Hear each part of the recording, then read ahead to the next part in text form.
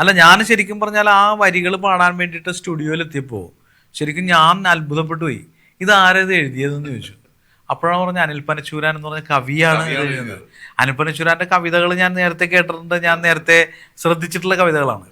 അപ്പോൾ അങ്ങേരാണോ ഇത് എഴുതിയതെന്ന് എനിക്കൊരു സംശയം തോന്നി. കാരണം അത്രത്തോളം എന്താ പറയുക, രസകരമായ രീതിയിൽ ഇപ്പോൾ ആമാശയത്തിന്റെ ആശ നിറവേറ്റാൻ രോമാശയങ്ങൾ അറുക്കുന്ന ഒരു വീരൻ എന്നുള്ള പ്രയോഗങ്ങളൊക്കെ ഒരിക്കലും നമുക്ക് വികട കവിയാണ്, വികട കവിതയാണ് വേണ്ടത്. അതെ, പക്ഷെ എന്നാലും അതിനകത്ത് ഗംഭീരമായ ആശയങ്ങൾ ഒരു പക്ഷേ അല്ലാണ്ട് മാത്രമേ പറ്റൂ. അതെ അതെ, തീർച്ചയായിട്ടും. ചില കവികളോട് ഇപ്പോഴത്തെ മെയിൻ സ്ട്രീമിൽ നിൽക്കുന്നവരെ ഞാൻ മോശക്കാരാക്കല്ല, പക്ഷെ ഇത്തരം മോശമായിട്ടുള്ള ഒരു ട്രീറ്റ്മെന്റ് വേണമെന്ന് പറഞ്ഞാൽ അവർ പറയും എന്നെ കൊണ്ട് പറ്റില്ല.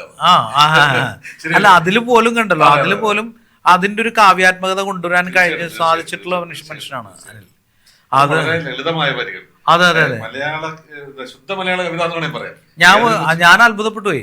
ഒരു കവിത, ഒരു പാട്ട്, വ്യത്യസ്തനാം ഒരു ബാർബറാം ബാലനെ എന്ന് പറഞ്ഞൊരു കവിത തുടങ്ങുക, ഒരു പാട്ട് തുടങ്ങുക എന്ന് പറഞ്ഞാൽ തന്നെ അതിന് തന്നെ വല്ലാത്തൊരു പ്രത്യേകത അല്ലേ? തീർച്ചയായിട്ടും അതൊരു വല്ലാത്ത സംഭവം തന്നെ. ഞാനത് പാടിയപ്പോഴും ഞാൻ വല്ലാതെ മനോഹരമാണ്. ഞാൻ സന്തോഷിച്ചിട്ട് ആസ്വദിച്ച് തന്നെ പാടിയ പാട്ടാണ്.